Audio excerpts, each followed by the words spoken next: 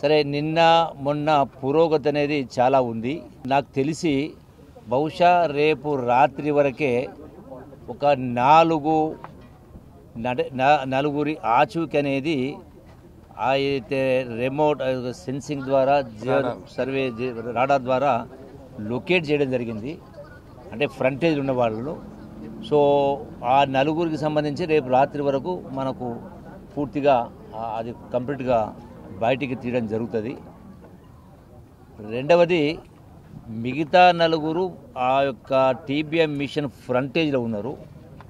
So దానికి సంబంధించి వాళ్ళ అక్కడ 24 అడుగుల మేర బురద మట్టి అట్లాగే ఉన్నది. సో దానికి ఇంకొక రోజు ఎక్కువ సమయం పట్టవచ్చు, కొంత సమయం పడుతుంది.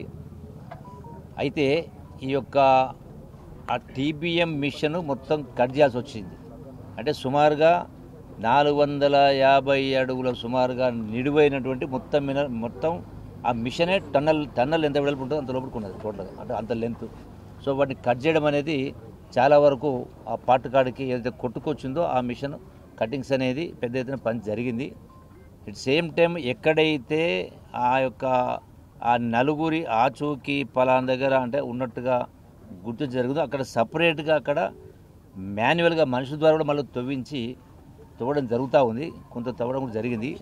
అది బహుశా రేపు మధ్యాహ్నం సాయంకాలం వరకు అది పూర్తయితే మనకు ఒక రిజల్ట్ అనేది వస్తుంది.